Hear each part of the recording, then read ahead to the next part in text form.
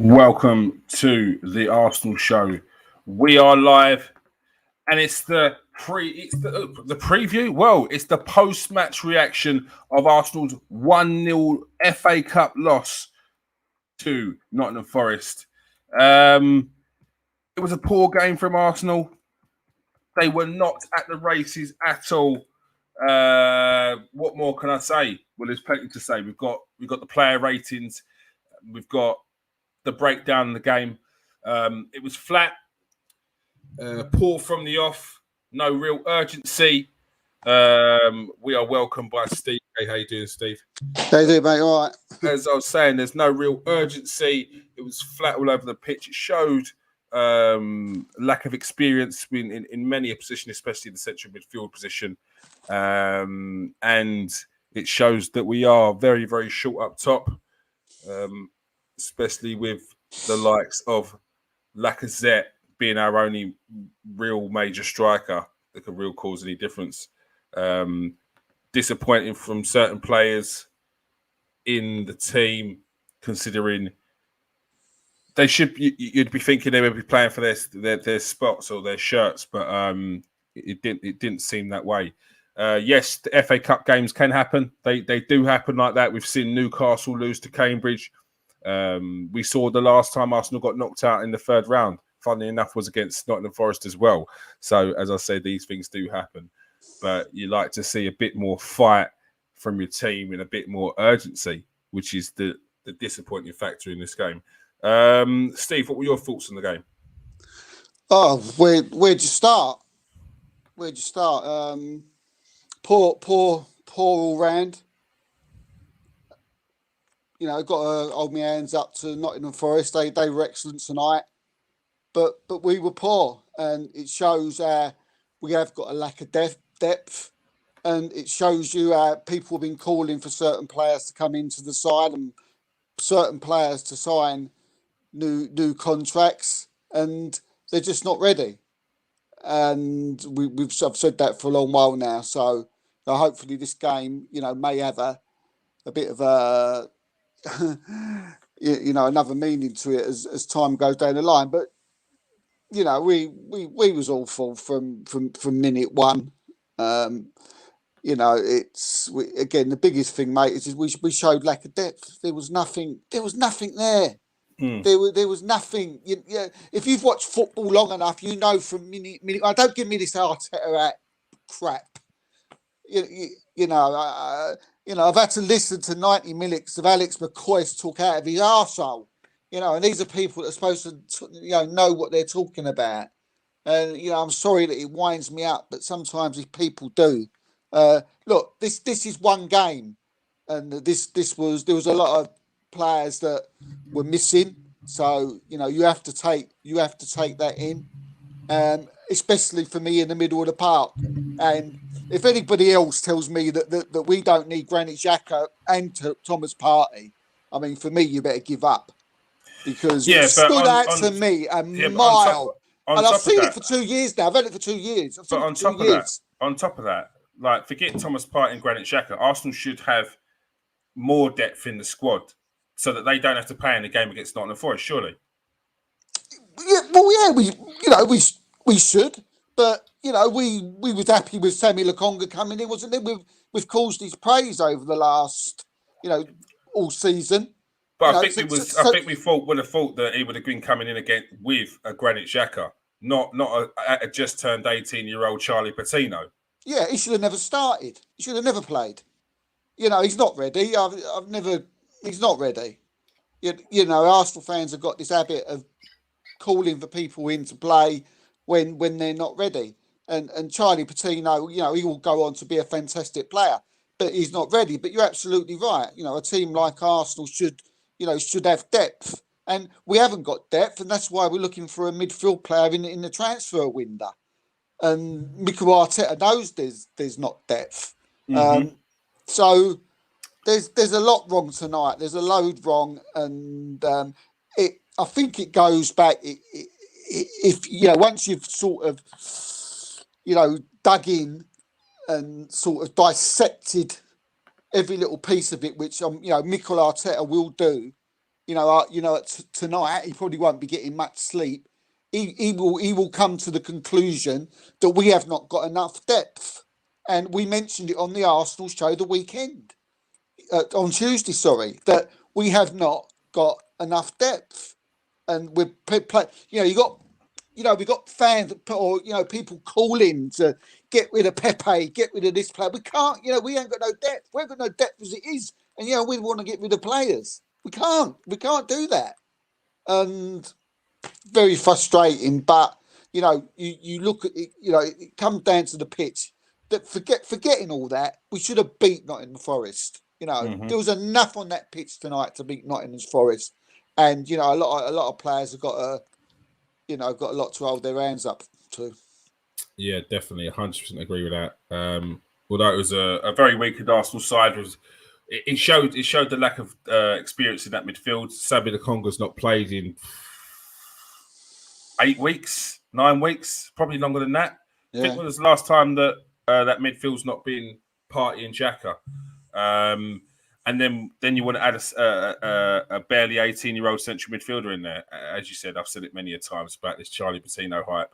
We could talk about how good Charlie Patino is for the under-23s and that he's making leaps and bounds towards the first team, but no, sorry. Yeah, I mean, Kieron, far from it. I'm not worried about tonight. I'm disappointed. I'm disappointed with the performance tonight. I'm disappointed with the fact that we're knocked out of the FA Cup. Am I worried going on? No, not at all. I'm still buzzing. About what's to come. This is about tonight. No one should be worried about going forward. I think you should got to take this game in isolation. Like before the game, before yesterday or whatever, this central midfield would have been Lokonga and Xhaka with what we would have expected that, and that's what it would have been. But he was struck with COVID, and was Smith Rowe the same. So there's nothing that can be done about that. Nothing that can be done. But you expect more from some of the more experienced players in the team, but then you look, and I'm like, the more experienced players we're talking about are the youngsters that we were. They weren't that experienced. Speaking about for the. Experienced players ain't that experienced. They're not. And this is where it's coming down to again. Our most experienced players are all away on international duty at the moment, or injured, COVID, whatever. It shows we do need a serious additions from the transfer window in this one and the next one as well to make sure we can continue this momentum going forward. Yeah. All right, Steve, let's get on to the player ratings. Bernd Leno. I thought Bernd Leno was excellent tonight. He probably, for me, the only shining light. What he had to do, he done perfectly. He made 2 excellent saves.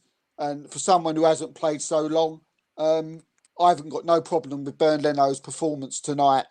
So I'm going to give Bernd Leno a 7. All right, Bernd Leno gets a 7. 7 for Leno. Yeah, Leno didn't do too bad tonight. He had a couple of really good saves. He's been a very good professional since Ramsdale's come in. He's got a lot to. He's done really well. He's done really well. Cedric. Awful. I'm a big fan of Cedric, but tonight he was awful. I don't know what was wrong with him. He's everything. I can go through everything. His tackling was poor. His positioning was poor. His passing was poor, and he was getting caught time and time again. And yeah, I mean, when you put the fact that you've got Cedric and you've got Tomiyasu, the way they're performing or the way he's performing, that wasn't up to Arsenal standards. But we ain't got no one else. We're talking about depth again, so there really was no one else we could have brought in. Or play a back 3, but I'm going to give him a 3 tonight. Anyway, go on, mate. Sorry. Yeah, no. I don't mind Cedric. I know a lot of people don't rate him at all. I thought he was brought in He cost us 2 million. And yeah, I don't mind him. He's not a bad backup. Every time people talk about him leaving, going, whatever, he says, I want to stay and fight for my place, or I want to stay and fight for the team. Like, I just think you need, mate, even if you've not got Cedric, you're going to need a backup right back who's good enough to come into games and he's going to be professional. He's not going to moan if he's sitting on the bench, because that's what a backup player is. But he needs to be good enough to come in. And today he's let himself down because he knows it could be much better. But he came up against a side that they were just up for it. They were just up for the battle. And Cedric wasn't today. See, I'm still happy with him, Kears. I'm still happy with him as a backup right back. You know, but I'm seeing a lot of people, you know, who are like, you know, going a bit over the top, and you know what it's like. You know, it's the usual thing. Like, you know, he has one bad game out of 8, and now everybody wants to sell him. You know, I'm still happy with Cedric. I'm still happy with him as a backup to Tomiyasu. Tonight, he was awful. Just like Garth said in the comments there, you've got to take this into isolation. You know, you've got to put this to one side, talk about tonight, and then move on. You know, I'm still happy with Cedric, even though I'm giving you an awful mark, and I thought you was piss poor tonight, mate. You know, you're going to get a 3 off me, but I'm still happy with him, mate. Oh, I think this one might be getting a bit worse here. Nuno Tavares hooked after 33 minutes. What's your thoughts on that, Steve? Do you know what? I don't know, Kiers. I don't know. He wasn't playing well. He wasn't doing well at all. So, you know, he come off after 30 minutes. Can you mark someone? Is it fair to, you know, he might have gone on and played the rest of the game and he might have been blinded. So, you know, it's a bit awkward. I think, like, we've got to talk about, should you have pulled him off? I'd like to hear from in the comments. Should they have pulled Tavares off? I'm a little bit split. I don't think he should have been. I think they should have waited till half time. That's what I think he should have done. Because now there's going to be a little bit of, not a little bit of unhappiness between the two of them. But as a performance in 34 minutes, yeah, he was terrible. Stunk out of the place. And I'll give him a 2. I'll give him a 2. I don't want to mark him, to be honest with you, but I'll give him a 2 for what he was doing that first 34 minutes. But at the same time, I do want to say I don't think he should have took him off then. I think he should have waited till half time. For me, it all depends on what the instructions were from the manager. If he was stinking out the place at 25 minutes and the manager's telling him to do this, do that, and do this and do that, and he's not taking it in, and he's still stinking out the place, and it doesn't seem like he's listening to the manager's what he's been told, then I'm hooking him. 33 minutes, 20 minutes. So it will all depend, and I'm sure Mikel Arteta will say something in the post-match press conference, because he'd be absolutely fuming at this. Yeah, if he's doing that and he's not doing something positioning wise, if he's not like doing, he's not, being told what he should be doing, and he's doing all that wrong on top of that, then yeah, maybe so. I just think if it's just for that, I think he should have waited. I look at when you've made a mistake, it's your actions after it. And Tavares' actions weren't of someone who had any urgency to make up for his mistake. It was so like, it was just like, oh yeah, I fucked it. It was like that. It was just like very nonchalant. It's like, no, you mess up. Especially for me, the manager's had a game away from the sidelines. Yeah, you better be on it today, because he's there. You better be on it today. No, we got the complete opposite today. What do you think of his reaction, Kiz? Whose reaction? Tavares. He's angry. He threw his gloves on the floor. Like, it is what it is. I don't think we should move into it. If he threw the gloves at the manager, he's frustrated. Like, it is what it is. He's a young player that's frustrated. I'm sure in 5 years' time he ain't going to do that, because he's going to be more mature. But at the same time, there's part of you that could say, in the 35 minutes that he was on the pitch, the throwing the gloves down when he came off was probably like the best thing he's did. because you think, well, at least he's pissed off. Do you know what I mean? He's angry. Yeah. He's like he's got something about him. Do you know what I mean? Yeah. But other people go, oh, he shouldn't have, done this. But personally, I thought, well, at least he's like peed off about it. Do you know what I mean? At least he's got some, something about him. But yeah, it was awful, weren't it? Really? I mean, what can you say? Yeah, he weren't good today. Very poor today. Lots of changes, but it just shows our squad isn't good enough at the moment. Seem to play totally different tactics from what we've been playing. Sometimes Arteta baffles me. All right, Johnny.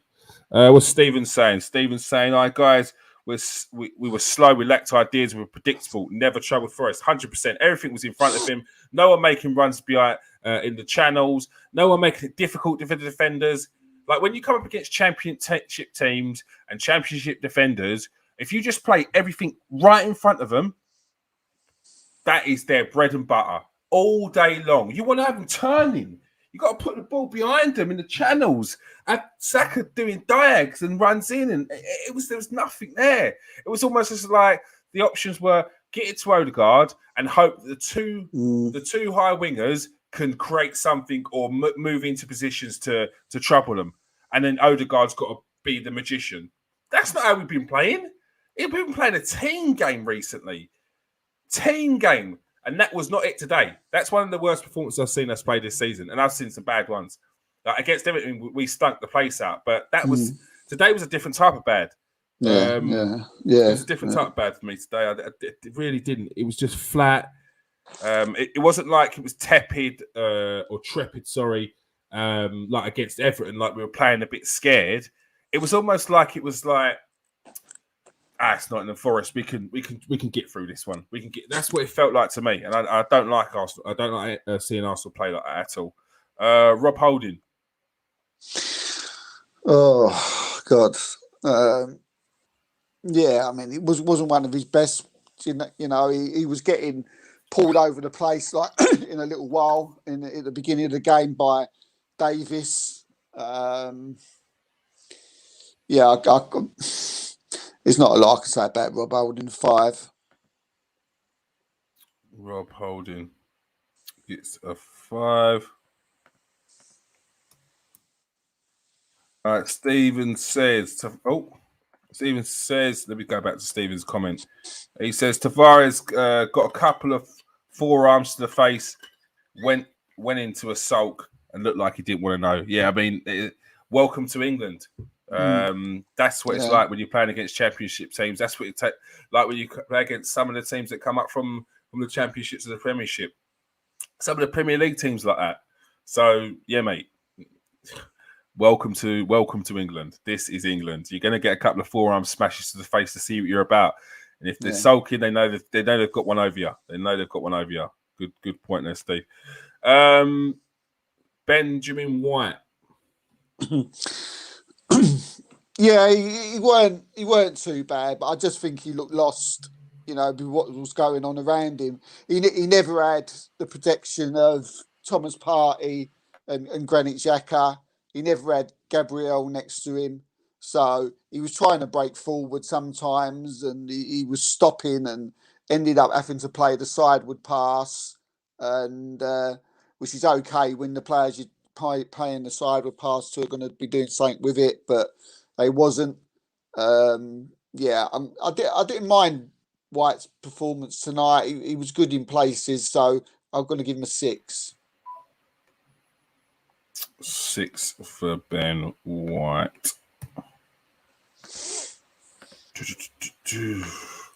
Sambi Lakonga. He was awful. Mm-hmm. He was awful.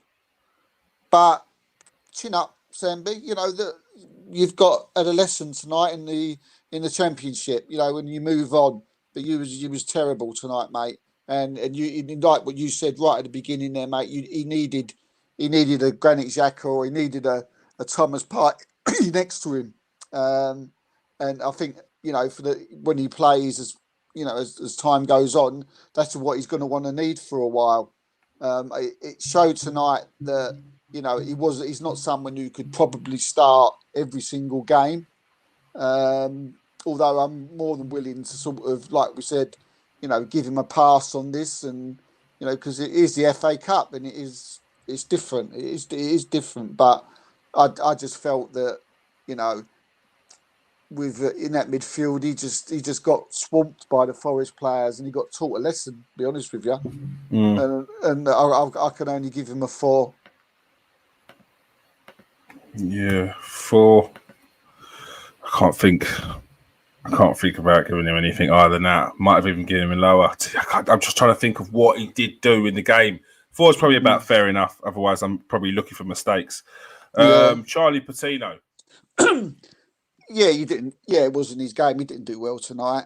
He couldn't get on the ball, and I think where he played is not the position he plays in. You can't play. I don't think Charlie Patino plays in that position next to Sammy Malaconga. He's not like a central midfield player. He's not like a number 8 type of player for me. He's more, to me, I haven't seen a lot of Charlie Patino. There might be people in the comments who might be able to educate me a little bit more about him, or you, Kieron. But to me, he's a number 8, certainly, and he looked lost tonight, and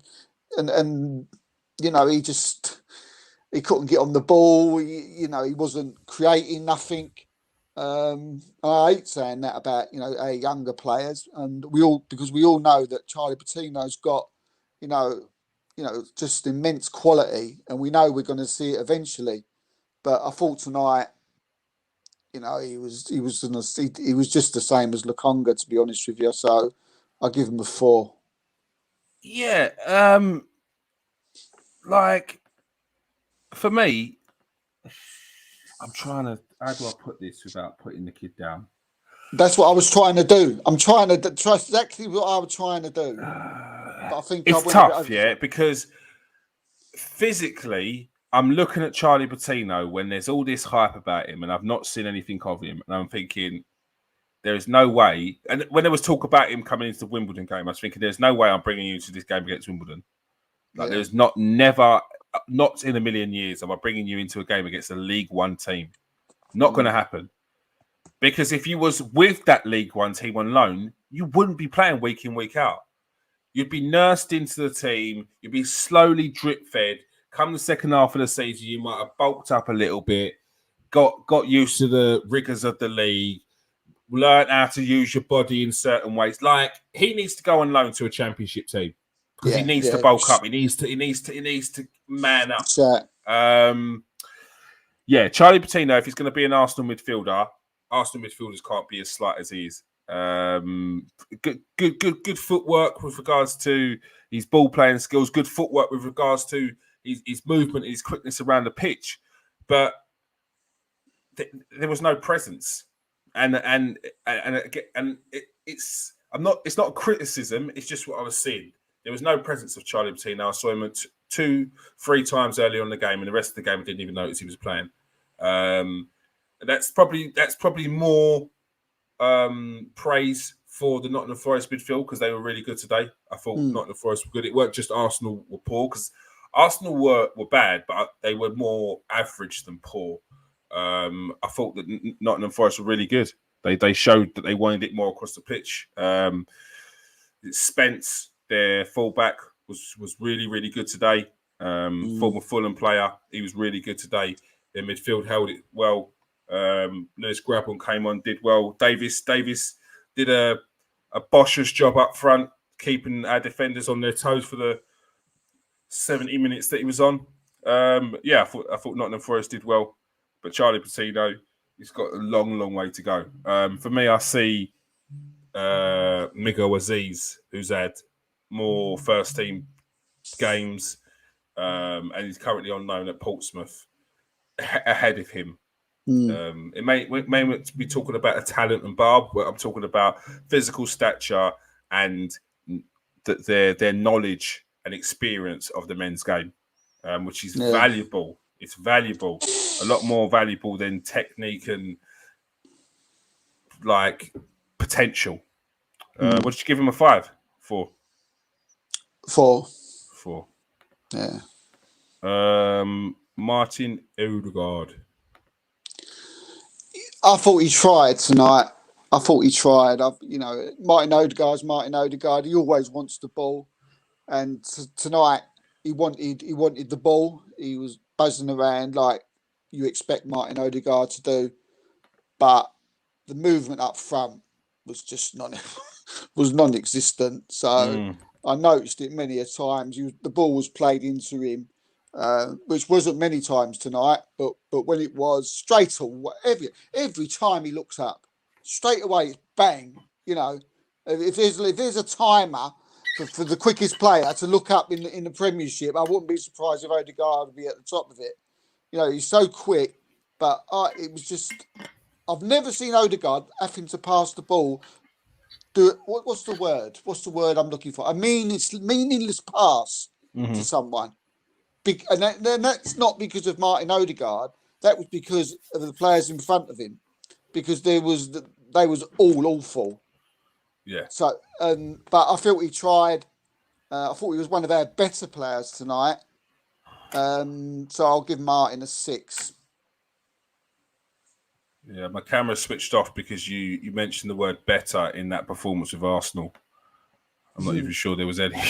I'm not even sure there was anything good about that. I'm trying to think. Leno. Got to give praise to Leno. Respect for Leno. Martinelli, off day today. Off day. Massive off day. Getting frustrated too much. Silly fouls. Trying to do things on his own without looking up, putting his head down too many times and running with it, and then sort of running into cul-de-sacs and then having to stop, lifting up, looking around. All of a sudden, he's got 3 Forest players around him. Then them taking the ball, and then Martinelli getting frustrated and giving a foul away. How many times that happened tonight? It was absolutely ridiculous. It's one of them. It was definitely a bad day at the office for Martinelli. He tried, he tried. I can't say he wasn't trying. He did try, but he just wasn't coming off tonight. So I'll give him a 4. Martinelli gets a 4. Well, in the game, I was thinking. This is the kind of performance that will get Emil Smith-Rowe back in the team. So it's lucky that he's injured or out, and you've probably got another opportunity to redeem yourself. I think with Mikel Arteta, you'd probably get a couple of games. You'd have a bad one. If you have another bad one, you'd come out. But I think this might be one strike on there, and Emil Smith-Rowe will be rubbing his hands, ready to get back in the pitch. Not a good game today. It was reminiscent of his early days under Arteta, where it was like I can understand what Arteta was talking about with regards to the 100 miles an hour running, head down Martinelli. That's the Martinelli we haven't been seeing for about 6 weeks. He's been a lot more composed more recently, but I just feel like once again we've got to give praise to the Nottingham Forest defenders for knowing how to deal with a young forward and frustrating him. And once they saw that frustrating, they would bang, do it again and again and again and again. It was like you saw the standard things that a team will put in. It's like we should have had a mindset that he was playing against a Burnley tonight, because they would have done these things that Nottingham Forest would have done against us, and we fell for it. We fell into the traps and we got frustrated. And we didn't want it after that. Bukayo Saka. Just going back on that, I think he's got to be careful, Arteta, isn't he, with the balance that he strikes when he brings players in and brings players out. I mean, it's like you said. I mean, Martinelli was awful tonight. You've got Emil Smith-Rowe. Do you bring him in after that performance again, just like a dodgy game, a bad day at the office against, I don't think he will. He didn't when it came down to Tavares and Tierney. No, that's what I'm saying. I think Tavares got 2 games where he had an opportunity to come back, and he did. He did the next game. He played well the following game after the Liverpool game, and then after that, he was a bit shaky again in times. And then it was like, okay, bring Kieron in. I think that would be the same.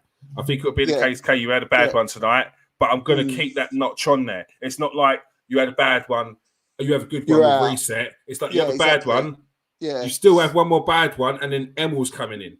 Because if you do keep it that way, I think that's the fairest way. Everyone knows they've only got one. They've got an opportunity because everyone has a bad day at the office, and and I think if you have it too much, where it's like you have a bad game, you're out. Which I know there are people out there that will talk about that. Oh, he's bad. Drop him, bin him, sell him, get him out of my club. Like them nonsense, all that garbage. Yeah, like, you get them people. Yeah, but if you as a player, if you're living that life where if you have one bad game, then you're off. There's a fine line between keeping that sort of level of competition and high expectation to having people anxious and playing within themselves, not wanting to take risks, and then you completely go against the grain, and then it's bad. So there needs to be, you have to have your players relaxed. Yes, there needs to be something in the back of their mind where, like, okay, I'm playing for my shirt, but they need to be relaxed to get the best out of them. Otherwise, you're not going to get the best. Saka. I thought Saka was very similar to Odegaard tonight. I thought he tried. Things weren't coming off like we have seen in the past with Saka. He was trying to do the same things. He was out there on the right. He was cutting inside. He was trying to find space. But tonight there wasn't the space.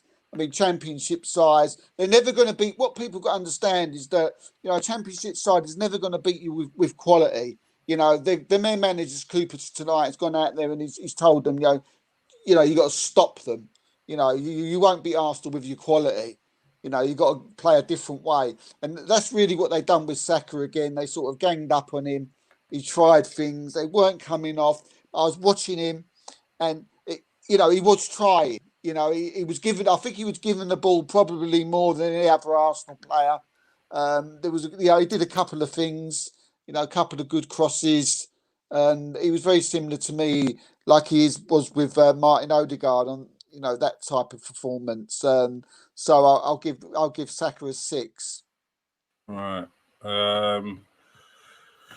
Yeah, Saka was trying to create, but when you've got no movement, and look, City played very deep, had the low block, and when you're playing against that, you've got to have people you've got to have movement, you've got to have people, you've got to take the ball back. It's not all about just going forward because they're just sitting in deep. You've got to just try to stretch them, you've got to try and create spaces, but you've got to have a lot of movement. That goes for Eddie Nketiah, that goes for Martinelli on the other side. That probably goes for one of our central midfielders to get involved in the game as well and not sit so deep. It was poor. Saka was not good tonight, but he was not helped by the teammates around him. Eddie Nketiah. Oh dear me!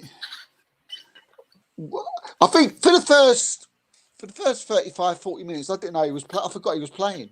I forgot he was on the pitch. I thought it was Saka at points, and then I saw another one. I was like, Thomas Partey ain't here. Oh, he's at AFCON. Yeah, because I was like, it's Nketiah. Yeah, because he's put on a bit of weight now, isn't he? So like last season, a bit of a skinny little rump, weren't he? And you could easily pick him out. But now he's put on a bit. He's been in the gym. He's a bit more difficult to, like you said, is it Saka? Or it could be Partey, it could be anybody. But he seems to me his mind was elsewhere tonight, and he was terrible. He wasn't running into the channels. Yeah, to me, he was like I don't know. It was like the old bar football game, and you used to play. As kids, and table football. Table football, and where the players just stay there and they don't move. It was so bad. It was bad. Like he did. That's how the front three was. They just like that, playing like that. You wish you had 2 bars on the side where you could just move them. Yeah, but Nketiah was awful. Bad. His finishing was awful. I mean, he's not. For me, he's not. I mean, again, it's only one game, and it's a cup game. But I think I've seen enough of it. I mean, I know he's done well recently in a couple of games, but I think I've seen enough of him over the last few years to sort of come to the conclusion that he's not an Arsenal player, and he's not someone that we can really rely on when when we need it, when we need a backup, such as for a game such as tonight. But I'm still sure he can do a job in the Premiership with someone like Crystal Palace. But I mean, he missed an absolutely what he was doing with that header. I don't know. I was still like, I must have seen it about 3 or 4 times now, and I still can't work out what he was trying to do. It was like he had a bet or something. Whether he had a bet on a 0-0 or something, I don't know. But it was one of them ones. But sorry, Eddie, get 2 tonight, mate. Yeah, it was not good for Eddie tonight. Today, look, the thing is, Eddie can't be relied on for a Premier League game, but Eddie sure as hell can be relied on for a cup game. His cup stats are excellent. And against Championship teams, he's good. Against League One teams, he's good. Against Premier League teams in the Cup, he's been good. Tonight, he was poor. For the first time, I've seen Eddie play and thought to myself, as you said there, his head is elsewhere. That's the first time I thought that tonight. Even when the game started to kick on and it felt like we needed to really push for a goal when it was still 0-0, when they were starting to create chances, there was no real urgency from Eddie. There was no real movement. And yeah, that I mean, Mikel Arteta needs to have a word with himself if he's pushing to keep Eddie, and that's the performance that Eddie's putting in against Nottingham Forest. I don't believe that. I can't see what he's seeing after today's game and thinking I need to push to keep him here. That doesn't sit right with me, really. Yeah, I think that what a lot of managers do when they say that they want to keep a player and I want him to be part of the squad, such as like Eddie has. I think they do that to help the player get his move. Because if you're going to say that, that surely would help the player if you got someone like Mikel Arteta saying I want to keep him at Arsenal. But deep down, they've both had a little sly word on the side saying that we know you want to go and you ain't going to get a game anyway. So I'm sure there's a few tricks of the trade that they play. Yeah, but let's see whether he's going to be here by the end of the window. I know Crystal Palace are sniffing about, and I think Brighton was sniffing about as well. So it'd be interesting to see whether he does get his move. What did you give him? I mean, is that harsh? I'll give him a 2. I don't know. It was a header. But that header I can't get that header out my head. I've got 2 as well. I'm sure you've been up, Kieron, when you're a goalkeeper at the last minute and would have put that in. Hey, mate, let's not talk about my goals. My goals are up on YouTube. We can do a little highlight reel if you want to. Overhead kick, finished off with a Ian Wright celebration. Thank you very much. So, don't worry. My goals are well documented and they will never be forgotten. Yeah. Alexander Lacazette. I thought we looked better when he came on. Yeah, straight away. Not really great, but it opened up a little bit more, didn't it? No, you're not getting over a 5, Alex, because for the amount of time you come on. But, when he came on, do you know, how can I put it? Where can I put it? Do you know what? He binded the front 3 together. It was like all of a sudden, where it was all sort of, all of a sudden it went tall. It was like bump, and all of a sudden he was like there telling them what to do and where to go. And I think that they felt that they had to because, there was someone now on the pitch who they respect. So when they was like telling them what they got to do, they did it. And but I think it showed tonight, how much we miss him, and it put another notch on your bedpost, Alex, from me anyway, for a reason why possibly at least we could give you another year to stay. That I'd like you to stay now. And Yeah, I mean, it just shows you how important these players are, like a Lacazette, a Partey, and a Granit Xhaka. They're so important to this side. Yeah. 5, yeah. 5. Yeah, he did. Although he wasn't great, he exactly what you said. It was. I think it's more of that someone in the position that is expected. So now Arsenal got into the way Arsenal seem to be playing football now is very much like how Man City have gone their way. It's like every player knows where they have to be every time. If the ball's there, player's going to be there. If the ball's there, player's going to be there. You introduce a Charlie Patino into the central midfield. You put Odegaard there. You got Eddie Nketiah there. You got different defenders there, different fullbacks there. All of a sudden, that midfielder who's dropping round is not getting the ball to the striker. The striker's not dropping into that position where so that Odegaard can pull off. Eddie Nketiah is not dropping down like Lacazette would, so the two wingers aren't coming in. They're very wide and sitting by the touchline. Same goes for the fullbacks. There's no fullbacks in the position that Tomiyasu would be in, it's so much of a change when you're making that many changes. People need to get up with the program, and it shows how important that Lacazette is to the team. As I said before, if Aubameyang is going, I think that Lacazette needs to get an additional extension of his contract. Well, I think we do need someone. The only thing there is that is that if we're getting someone in January, how does that affect Lacazette staying?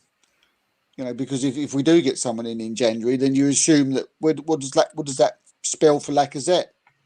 Because unless you're getting unless you're going to say to yourself something like, look, we all know Martinelli's on it, and we all know we want to keep him in the side, but he's still young, and let's bring a centre forward in who can play out who can go out on the left like we've had in the past.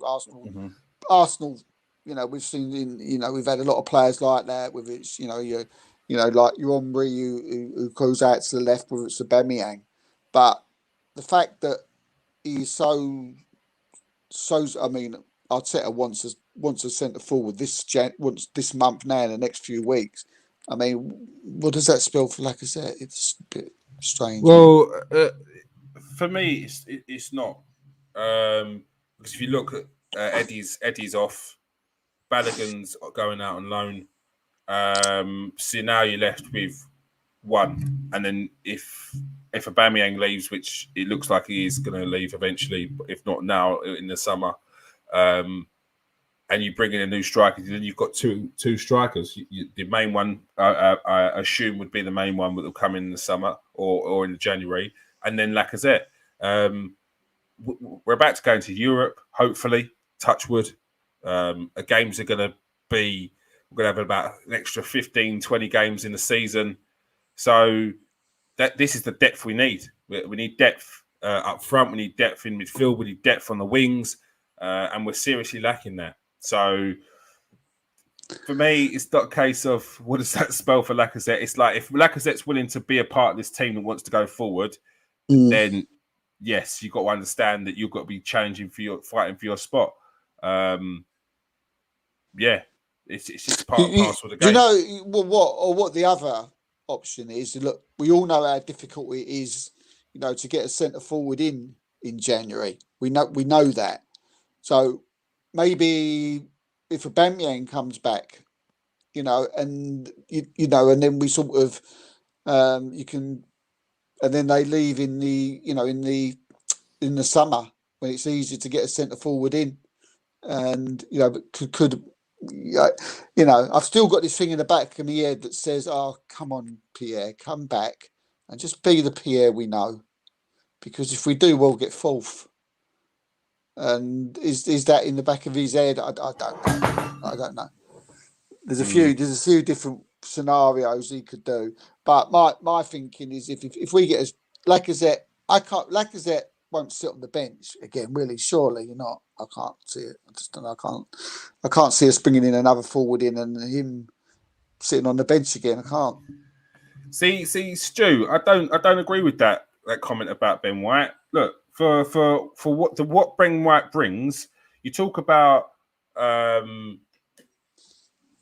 flake of a centre back, but Arsenal could go out and buy a Bosch of a centre back. Like, we can all go out and buy these slabhead centre backs that can head the ball and boot the ball away and won't get bullied, but will get turned by a classy player. Like, what Ben White brings to the team is he brings the ball out of defence, so he acts as an additional player when he does break out of defence.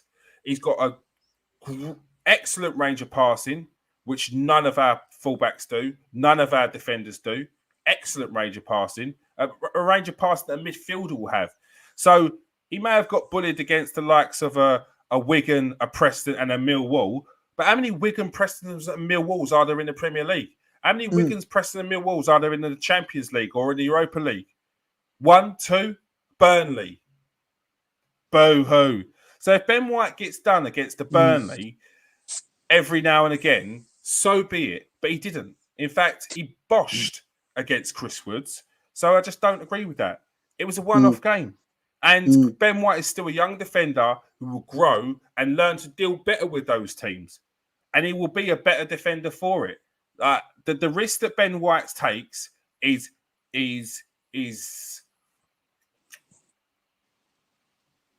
the positives are outweighed massively by what he brings to the team. So, nah, don't agree with that at all. There's not another thing. There's not many centre backs who can bring the ball out as confidently as Ben White can. Name me one. I can't. There's not many at all. There's not many at all. And that is so important. You know, when in today's modern football, to have a centre back who's good with his right foot and is good with his left foot. You know, and what you got to understand, the game now, the modern game is, they're pressing. We all know it's pressing. Teams, if they've got the right players in their side, or they're having a good day, they can see that they can, that they decide they're playing against is for the taking. They'll go, right, come on, let's press them and take them. And then what you need a centre back, right, to have a really good ball control. And if not, be a very good passer of the ball, and to be able to bring the ball through the defence if the pass ain't on, right? And that's what Ben White does. And he can get you 20, 30 yards up the pitch, and there's not many that can do that. All right. Let's before I will counteract that argument, Stu, in a second. Just let me get to Kieron Tini. I think that's the last one. Kieron Tini came on. Yeah, I mean, he didn't. He tried to get down. He didn't do much, did he? I mean, he didn't. There wasn't much. He was better than Tavares. But yeah, he was. I don't know. I can't.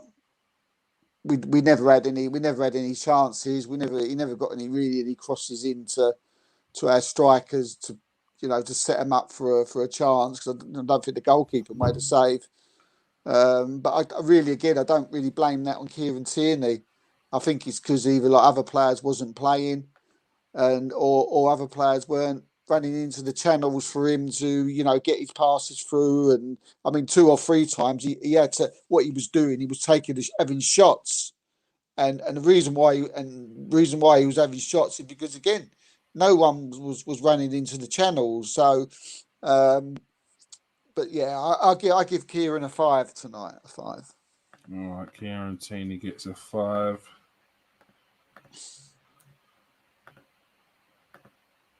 All right, Stu.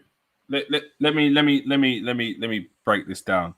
Okay, this was the response for you don't see many players out there that can play the ball like Ben White. You've gone for Virgil van Dijk.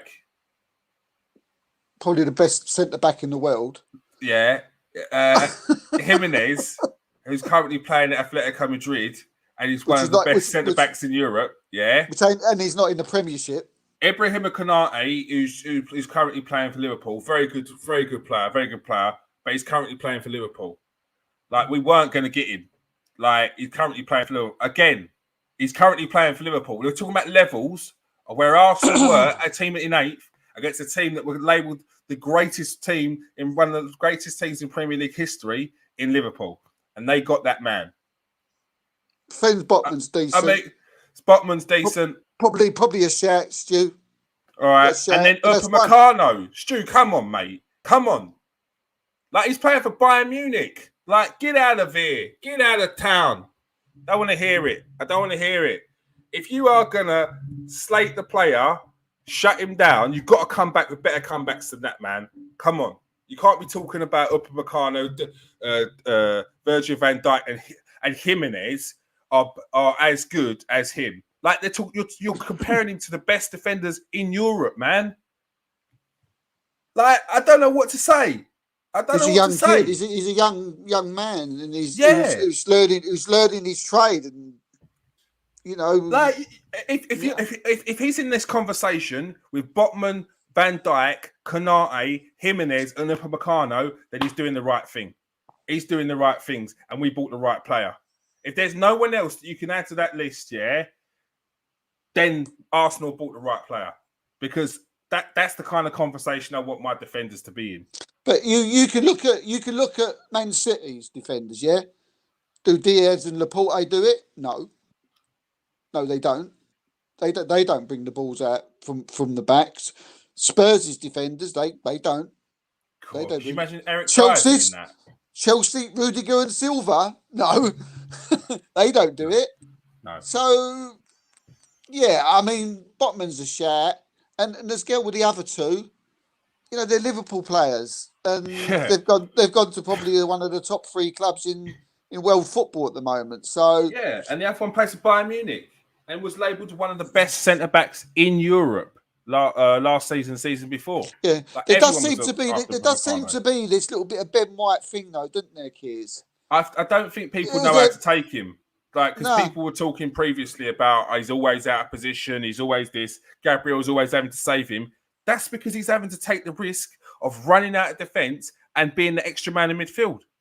So, of course, Gabriel's covering him. Gabriel ain't going, oh, for fuck's sake, Ben, you're always out of position, man. Like, it's not doing that. Like, he's saying, move forward, get that ball out, take it, go. I've got you, cover. Because that's how players talk. They encourage each other. Go on, Ben, make that run. Go on, you got him, you got that. Like, that's what they do. They won't be going, oh, sit in with me. No, we're a forward-thinking team now. This is how we play. We've got to have one of our defenders or 3 of our defenders making forward runs. Has to be. That's how it has to be. I mean, Stu makes a point now. We all know Pep's a great manager. He says, you think Pep wouldn't have progressing centre backs? I mean, he has progressive centre backs, as in, you know, getting better, but he doesn't have those 2 centre backs coming forward. Those centre backs ain't going to come forward when you've got in front of you players like Kevin De Bruyne, Mahrez, Foden, Bernard Silva. You don't need to come forward. You know, you don't need to. They just pass it to them and then they go. They don't move forward. And you know, White does that because Thomas Partey and Granit Xhaka, they're a different type of midfielder. They don't like steam through the midfield like a Mahrez or Silva does or a Mahrez. They're a different type of midfielder, you know. So Ben White gives you that extra. He makes up that extra midfielder. Also, Man City's fullbacks are wingers. Arsenal don't have. Arsenal's fullbacks aren't as forward as that. Like Cancelo, Walker, whoever they play as their fullbacks, they are much more forward thinking than us. Much more. So much more. So come on, Stu Maguire. No, I'm not having that now. This ain't the Maguire loving. Come on, man. Come on. Nah. Not having that, Stu. Terrible. Not Maguire, mate. Not Maguire, Stu. Good chat, though. Good chat. Yeah. I hope you press subscribe, Stu. I want to see you again, mate. I want to see you again. All right. Cheers, Stu. Who we got? Mikel Arteta. Yeah, I think I can't remember who was on the bench tonight, but I think he got it wrong a little bit tonight. Um, don't think Charlie Patino should have played. I think we should have mixed it up a bit more. Where was Emil Smith Rowe tonight? What was he He's got doing? What was COVID. that? Him and Jack have got COVID. Oh, see, I missed that part. I mean, I've heard Jacko had COVID. I didn't even know Jacko had Yeah, COVID. Smith Rowe as well. Yeah, so yeah, I mean, people, fans have got to take this into consideration. How many, how many players that played in that City game, and how many people have played in the Premiership over the last 10 games and who didn't play tonight. But last one, Stu. Yeah, we lost the game. We're out the cup. Probably going to give him the lowest score I'm probably going to give you. But, like I said, we move on from this, and I'm not worried about Mikel Arteta. I still think we're in the same position. I'll wake up in the morning and we'll be, I'll still be excited as I'd been the night before the cup game. So I'll give him a 3 tonight, Mikel. I think he got it a bit wrong. Yeah, it was not good from Mikel Arteta today. Oh, Thomas Partey, that's wrong. It was not good for Mikel Arteta today. But you do have to look at his bench as well. I know I saw a couple of comments talking about the likes of we need a goal when you brought on Kolasinac. Okay, now let's break this down. Apart from Kolasinac, yeah, you had Callum Chambers, Pablo Mari, Aaron Ramsdale, Mika Miles Birith, Salah, and Amari Hutchinson on the bench. So it's a case of with 5 minutes to go, do you throw on a youth player, a winger, a Hutchinson? I mean, where'd you go with it? It's like, are you going to get more out of a Hutchinson, or are you going to get more out of a Said Kolasinac? I just think I can see why he probably brought on Kolasinac. Yes, there's an argument for bringing on a fearless youngster.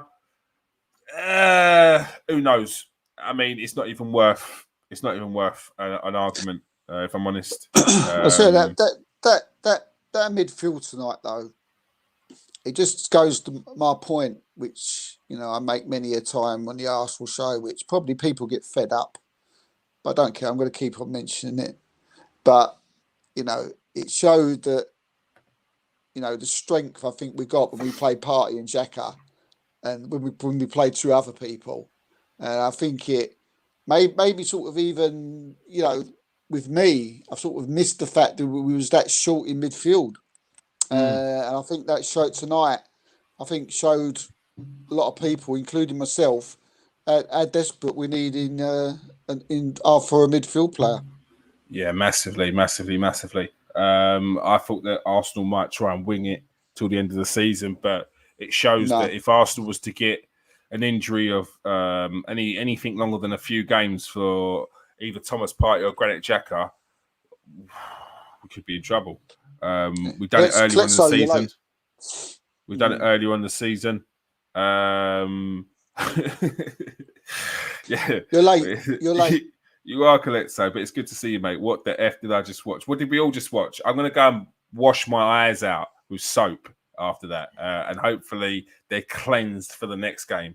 Yeah, it does. It shows massively that if there was a long-term injury to Partey or Xhaka, let's hope he doesn't get injured in AFCON, then we would be in trouble. We managed to get through earlier on in the season without Granit Xhaka, but a lot of those games were scraped.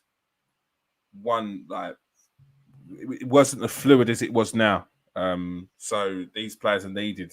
So Arsenal need to be making moves in the January transfer window. You got the 3 that I mentioned, haven't you? You got Gini Wijnaldum, Gini Wijnaldum,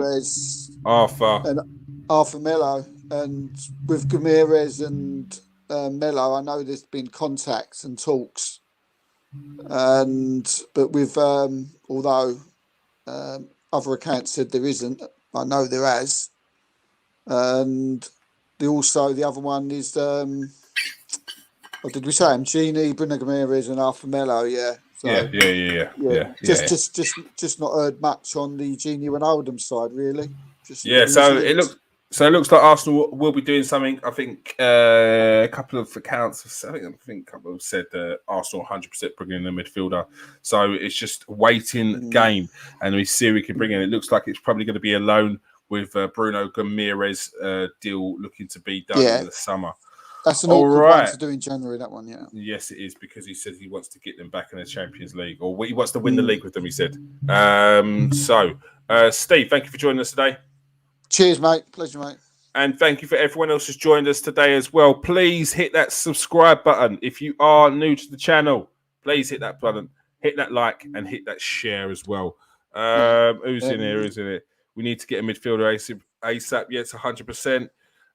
We're in trouble. Lukonga is definitely not ready. We might be out of the top 4 race before Partey comes back. Let's not think that way, so we're still in the bouts, mate. Just remember, 2 of those games that we've got while he should be away is against Liverpool in the Cup, and then we've got Tottenham as well. So look, we all want to get a draw. We want to get a win. A bit Freudian slip there. We all want to get a win against Tottenham, but I'd take an away draw right now because it means they ain't getting no points above us as well. All right. Yeah. Thank you very much for joining us today, Steve. I'll say it again. Cheers, mate.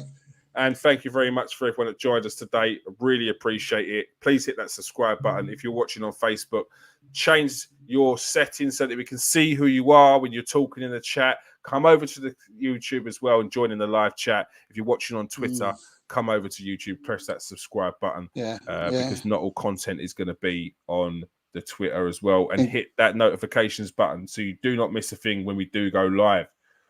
All right. Get behind the boys. Get behind them. It's one game. It's happened before. We've won titles when we've got knocked out against championship sides, so in the cup. So let's not lose it, people. Let's not have heads gone. When I go back online, I don't want to see heads gone. All right. Peace out, people. Stay safe and wash your hands.